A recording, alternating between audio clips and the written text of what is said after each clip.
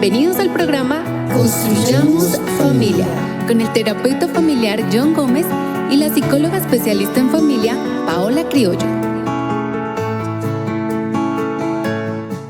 Qué bueno es encontrarnos nuevamente para su programa Construyamos Familia.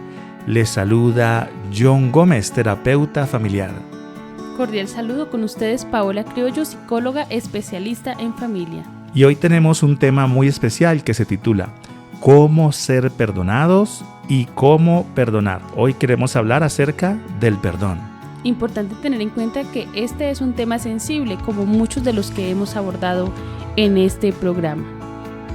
Muy bien, y por eso queremos pedirles que lo que aprendamos sea usado para mejorar, no para juzgar a la familia, no para juzgar a tu esposo, a tu esposa, ni a los hijos, ni a tus padres, sino que podamos aprenderlo. Lo que vayamos a aprender hoy, aprendámoslo para mejorar cada uno de nosotros. Entonces, vamos a iniciar este tema preguntándonos, ¿por qué es difícil perdonar? Porque la traición, el engaño, el maltrato físico, mental, emocional, económico, social, espiritual, cibernético, duelen. Muy bien, cuando ocurre algo, alguna situación que somos como digamos las víctimas de esta situación, hay una traición, un maltrato, cualquiera de los que has mencionado, sea físico o emocional, económico, cualquiera sea, entonces duele y duele en lo más profundo de nuestro ser. Y cabe destacar que entre más profunda sea la herida, ahorita les vamos a hablar de ese símbolo, de esa ilustración de la herida, entonces asimismo pues se vuelve un poco más complejo perdonar.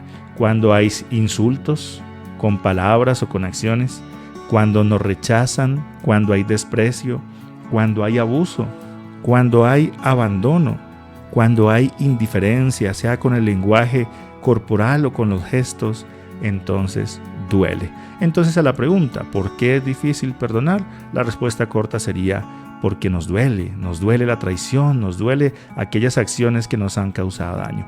Pero entonces, ¿será que todas las ofensas son iguales? Claro que no. El proceso del perdón depende de la profundidad de la herida, de la profundidad de la ofensa. No todas las ofensas son iguales. Y pregunto esto porque a veces pareciera que ante una situación que ocurre en casa, o inclusive esto que estamos aprendiendo se puede aplicar en el trabajo, en el estudio, con quien nos relacionemos, pero pues estamos enfocados en casa, pero los principios pueden aplicarse a cualquier situación. A veces creemos que frente a cualquier situación, el perdón o el pedir perdón ocurre de la misma manera y esperamos que sea una falta pequeña o una falta grande, entonces nos perdonen de la misma manera, tal vez con unas disculpas y ya está. Entonces estamos viendo que no todas las faltas son iguales. Por tanto, no todas las faltas requieren el mismo proceso del perdón. Presentaremos algunos ejemplos. Me recogió tarde porque se quedó conversando con los amigos. Tal vez con unas disculpas basta. O sea, le cogió la tarde, había quedado de estar a cierta hora, él o ella, y de pronto se quedó conversando y ahora llegó un poquito tarde. Entonces, hay situaciones aquí que a veces son complejas y por una situación como esta, entonces se arma el problema terrible en casa, ¿cierto? Ya no vamos pero al paseo. Quedó usted de llegar hace 5 minutos y mira, ya han pasado 7 minutos y no ha llegado y entonces se arma un problema grandísimo. Entonces, dependiendo de la ofensa, pues así mismo será el proceso del perdón. ¿Qué otro ejemplo podríamos tener?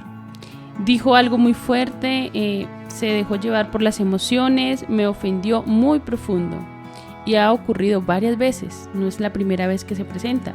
Entonces, ¿será que en esta situación con unas disculpas basta? Es decir, se enojó, ahora se dejó llevar por esas emociones, hubo gritos, hubo gestos, me ofendió muy profundo, me recordó aquellas cosas del pasado, inclusive de mi familia, y no ha sido la primera vez que ocurre, sino varias. ¿Bastará entonces con unas disculpas, como mencionamos en la situación anterior? No, requerirá de alguna acción para restituir. O sea, esas acciones para buscar el perdón. Ahora coloquemos una situación mucho más compleja. Me fue infiel, compartió conversaciones, imágenes, videos, sentimientos con otra persona. Ok, aquí ya tenemos una situación más compleja porque estamos hablando de la infidelidad. ¿Será que con unas simples disculpas, amor, sí, me equivoqué, perdóname y ya está, haga de cuenta que no pasó nada? ¿Será que con eso basta? Claro que no, requiere un proceso más extenso en los pasos del perdón. Muy bien, entonces aquí estamos aprendiendo un ejemplo y o una situación, y es que entre más grave sea la situación, pues el proceso del perdón requiere más trabajo y requiere más tiempo. Y por eso queremos colocar ante ustedes el ejemplo de una herida. No sé cuántos de ustedes en algún momento han sufrido una herida en su cuerpo. Hay heridas que son pequeñas, que son, por así decirlo, poco profundas. De pronto estamos allí cortando algo en la cocina o haciendo alguna labor, arreglando el carro, la moto, la bicicleta, y de pronto una herramienta se nos suelta y nos golpea la mano. Entonces es posible que si la herida sea superficial, solamente con agua y con jabón nos limpiamos, ya la herida le damos un tiempito y se cierra y no pasa nada. Pero hay otras heridas que pueden ser mucho más profundas. Entonces ya no solamente fue un cortecito, sino que fue un corte más profundo. Y entonces ya solo con agua y jabón no. De pronto me toca ir al médico para que me coloquen puntos en la herida y me hagan una buena desinfección y me cubran esa herida mientras sana. Pero pueden haber heridas más profundas, donde ya no solamente requiere tomar puntos, sino que requiere ahora una intervención. Una intervención, ya solito no se puede sanar, entonces toca intervenir, conectar, hacer cirugía para poder sanar. Y en otras ocasiones las heridas son tan fuertes que dañan de manera irreparable un órgano del cuerpo, una mano, un brazo, y es necesario amputar. Como notamos aquí, no todas las heridas son iguales. Entonces, no todos los procesos de recuperación de una herida son iguales. Esto mismo podemos aplicarlo a nuestra situación de familia y de parejas y en el trabajo y donde quieras aplicarlo. Cuando hay situaciones sencillas, se resuelven de una manera sencilla.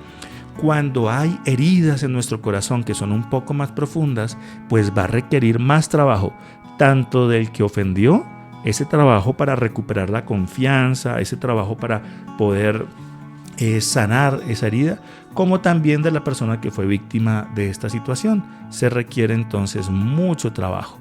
Y hay situaciones, y así como hay heridas que no podemos sanar por nosotros mismos, hay situaciones donde es bueno la compañía de un terapeuta familiar, de un psicólogo, de alguien que pueda darnos una mano en ayudar a sanar estas heridas. Entonces, algunos creen que para cualquier ofensa solamente con solicitar el perdón es suficiente, pero perdonar y ser perdonados, dependiendo del tipo de la falta, entonces requiere tiempo y trabajo. Por supuesto, se requiere tiempo y trabajo en el proceso del perdón. Con la ilustración de las heridas, nuestras heridas emocionales también duelen, y hay heridas muy profundas que requieren ese proceso de cicatrización. Y es que hay un peligro, y es cuando no atendemos bien las heridas, cuando creemos que ya están sanas, pero de pronto no están tan sanas como nosotros pensamos. Hemos tenido algunas situaciones de familia o de pareja en que una situación ocurrió hace muchos años y de pronto se da por sentado de que ya se sanó, pero de pronto no hubo el trabajo suficiente, de pronto no se hizo esos actos de restitución tan necesarios, y entonces, aunque aparentemente todo estaba bien, hay una herida viva detrás de una capa que aparece sana.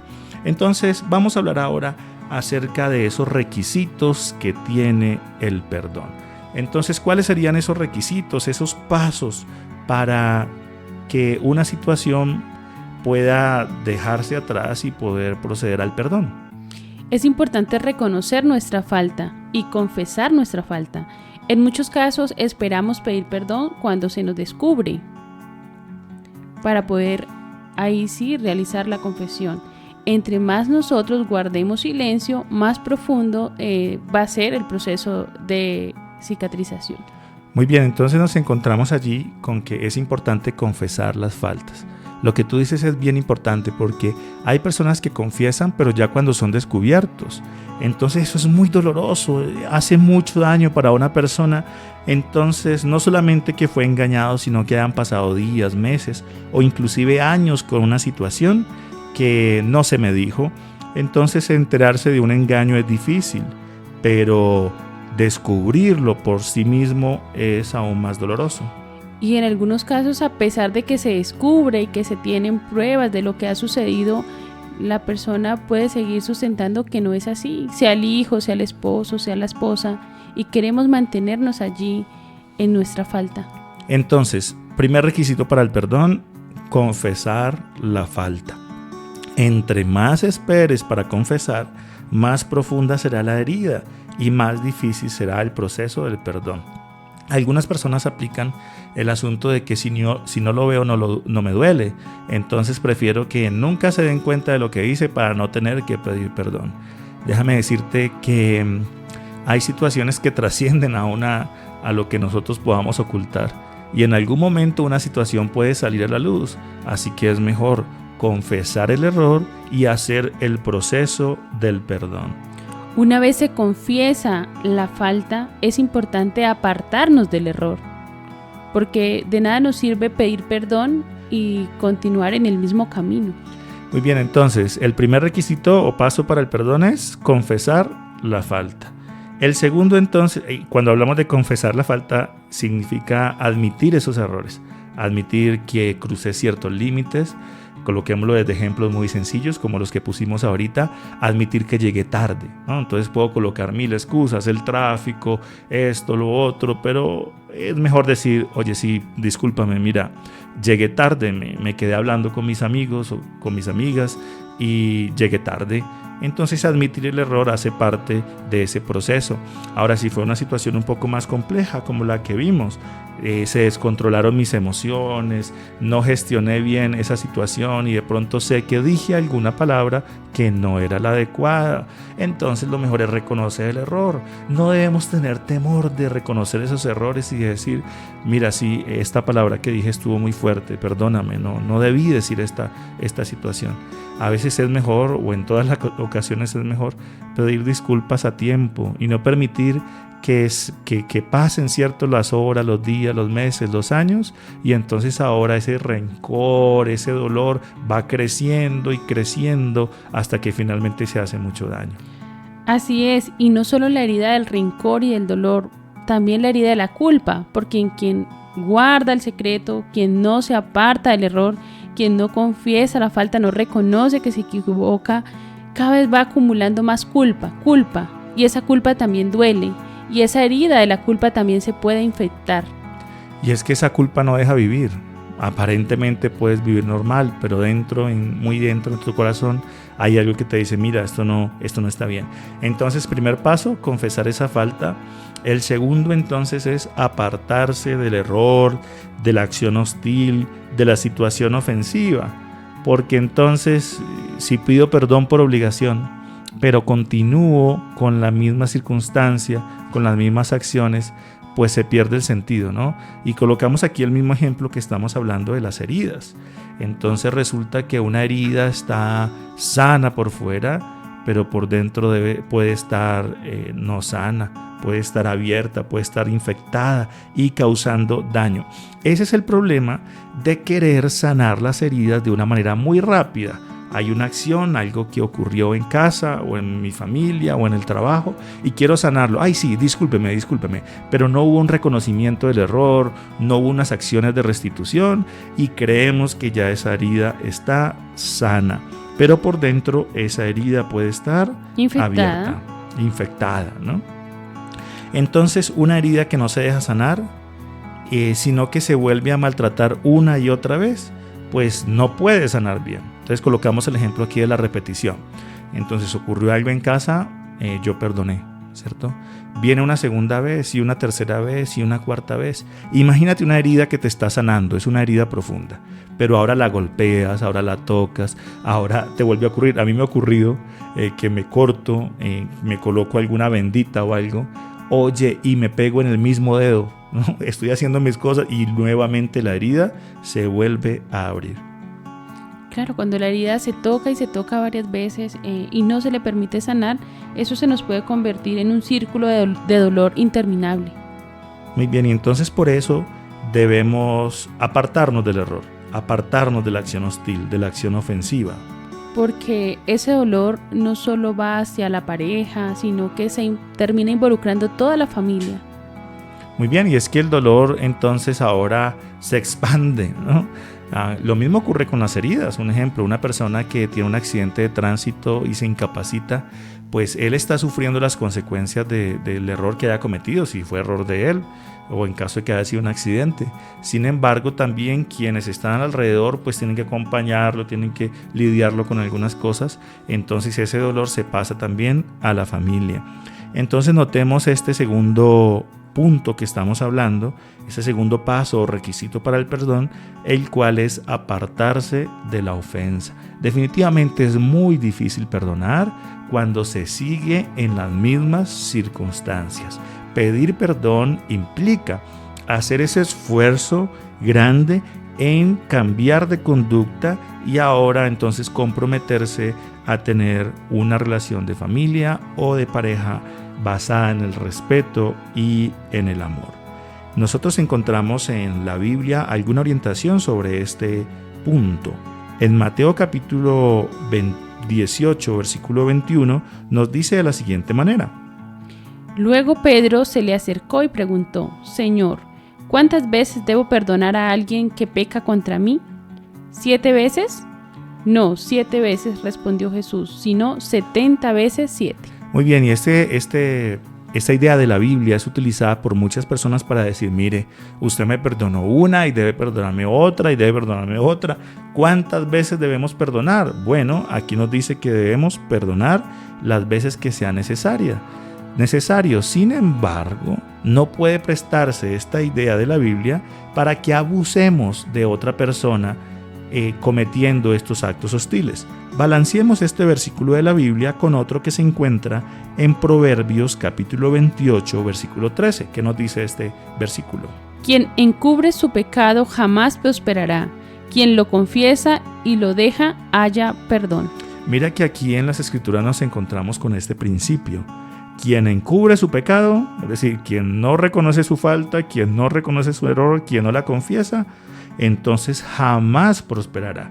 Como decimos, hay personas que quieren tener un buen hogar, pero sin reconocer sus errores, y eso es algo que no prosperará. Ahora, quien lo confiesa, dice aquí, y lo deja, halla el perdón. ¿Notas los pasos que estamos hablando?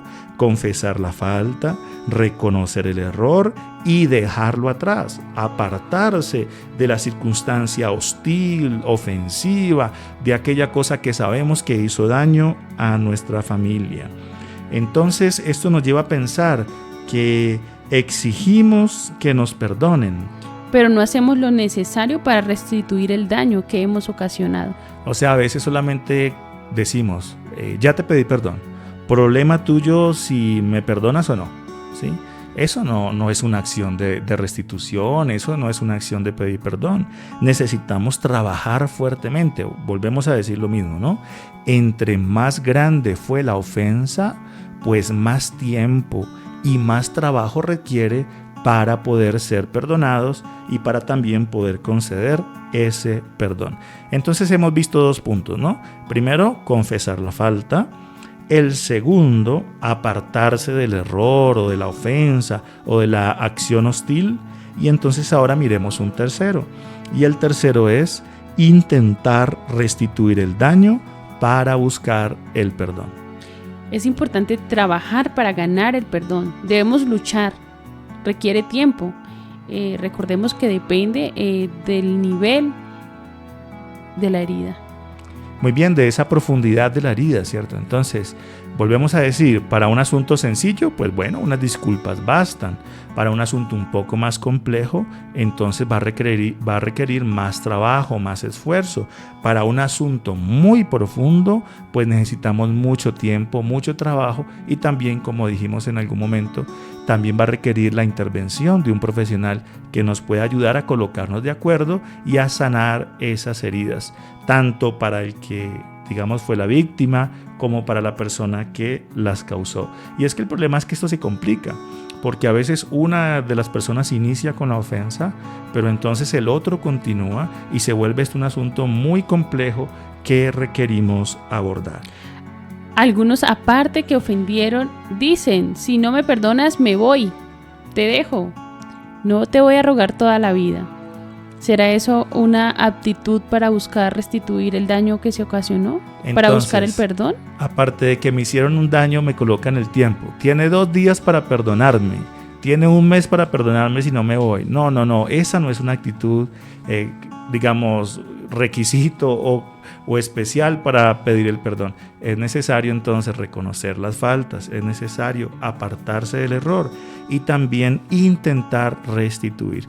Hay una palabra clave aquí, o 2 palabras claves que hemos puesto hoy y la hemos repetido varias veces, que son las siguientes: tiempo y trabajo. Sanar una herida requiere tiempo, requiere dedicación. Lo mismo entonces ocurre con el pedir perdón. Necesitamos tiempo, trabajo y dedicación. No podemos condicionar el perdón a una cantidad de tiempo que nosotros mismos consideramos. Cada persona tiene un tiempo diferente para que sus heridas se sanen. Algunos una misma herida, para algunos se sanan muy rápido, otros cuerpos se demoran más. De la misma forma que las heridas físicas, asimismo las heridas del corazón. Se requiere tiempo y trabajo y cada persona tiene unos tiempos diferentes. Es así, y en el proceso del perdón no siempre se trata de restituir relaciones. En algunos momentos trabajamos en el proceso de curar, de cicatrizar nuestro corazón, de perdonar, pero en algunos casos, así como la herida que requiere amputación, también se requiere poner una distancia en la relación. En el libro Tus cicatrices son hermosas para Dios encontramos una frase muy especial que quiero compartir con ustedes hoy.